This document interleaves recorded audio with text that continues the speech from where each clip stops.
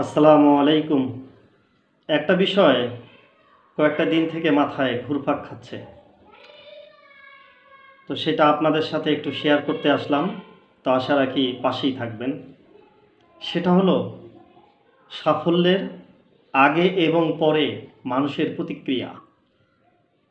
বিশেষ করে এলাকার এবং কাছের মানুষদের যে প্রতিক্রিয়া আমরা লক্ষ্য করি, সেটা অবশ্যই ভাবনার একটা বিষয় এবং আলোচনার একটা বিষয়। সেটা নিয়ে আজকে আমি কথা বলবো। সেটা হচ্ছে, একজন মানুষ যখন সাফল্য পায় বা সাফল্যর দিকে চলে যায়, তখন দেখবেন তাকে নিয়ে কিছু মানুষ অনেক বেশি উৎসাহিত হয়ে পড়ে বা উৎসাহিত হয়, যেটাকে আমরা বলি অতি উৎসাহী। বিশেষ করে সেই মানুষগুলোই, যে মানুষগুলো হয়তোবা তার সাফল্য পাওয়ার আগে তাকে নিয়ে এতটুকু ভাবনা তার ভেতরে ছিল না বা তাকে নিয়ে কখনো ভাবেইনি। সে মানুষটি দেখবেন অতি উৎসাহী হয়ে তাকে নিয়ে গর্ব করা শুরু করে। তাকে নিয়ে বর্তমানে তো সোশ্যাল মিডিয়া আছে, সোশ্যাল মিডিয়ায় স্ট্যাটাস দেওয়া শুরু করে। এলাকার গর্ব, এলাকার আগামী দিনের এলাকার কৃতি সন্তান, অমক তমক, এটা সেটা আরও অনেক কিছু।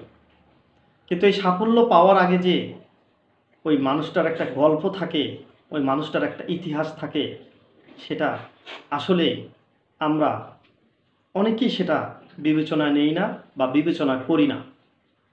একটা মানুষ যখন সাফল্য পাওয়ার জন্য অনেক চেষ্টা করে, আমরা সমাজের অনেকেই তার পাশে সেইভাবে দাঁড়াই না বা তাকে সেই মমত্বটা দেখাই না।